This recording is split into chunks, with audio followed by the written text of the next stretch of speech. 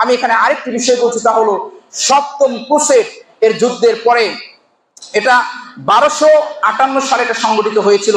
1258 সালে Saint Luis, ওই সময় ফ্রান্সের আপনার প্রেসিডেন্ট ছিলেন সেন্ট লুই, তাকে গ্রেপ্তার করা হয়।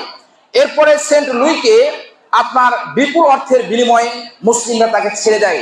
ছেড়ে দেওয়ার পরে সেন্ট লুই ফ্রান্সে না গিয়ে 4 বছর ফিলিস্তিনে অবস্থান করে মুসলিমরা কেন ঐক্য, মুসলিমদের সাথে যুদ্ধে কেন পারা যায় না, মুসলিমরা তাদের মধ্যে বিভেদ কেন নেই, এবং মুসলিমদের দুর্বলতা কোথায় কোথায়, 4 বছর সেন্ট লুই আপনার ফিলিস্তিনে অবস্থান করে সে নীল নকশা তৈরি করে ফ্রান্সে ফিরে গিয়ে প্রেসিডেন্টের দায়িত্ব নিয়ে তারপরে তিনি 4টি কথা বলেছিলেন, যা বর্তমানে ফ্রান্সের প্যারিসের আপনার মিউজিয়ামে এখনো রয়েছে।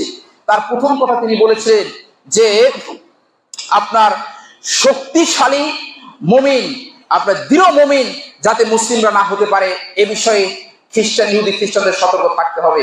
সম্মানিত উপস্থিতি, শাসকদের মাঝে বিচ্ছেদ, বিচ্ছিন্নতা, বিবাদ তৈরি করতে হবে, যার বাস্তবতা আপনারা দেখতে পাচ্ছেন। গণতন্ত্র মুসলিমদের ঢুকে যাওয়ার মাধ্যমে আজকে মুসলিমদের শেষ করে দেওয়া হয়েছে।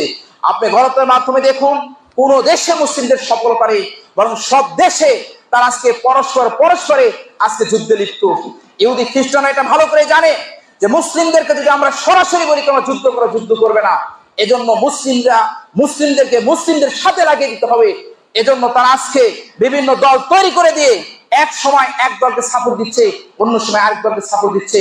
আপনি ভালো করে খেয়াল করবেন যে ইহুদি খ্রিস্টানরা কোন সময় মুসলিমদেরকে ভালোবাসে না, তাদের স্বার্থের জন্য বিভিন্ন সময় তাদের শখকে তারা পরিবর্তন করে থাকে। সম্মান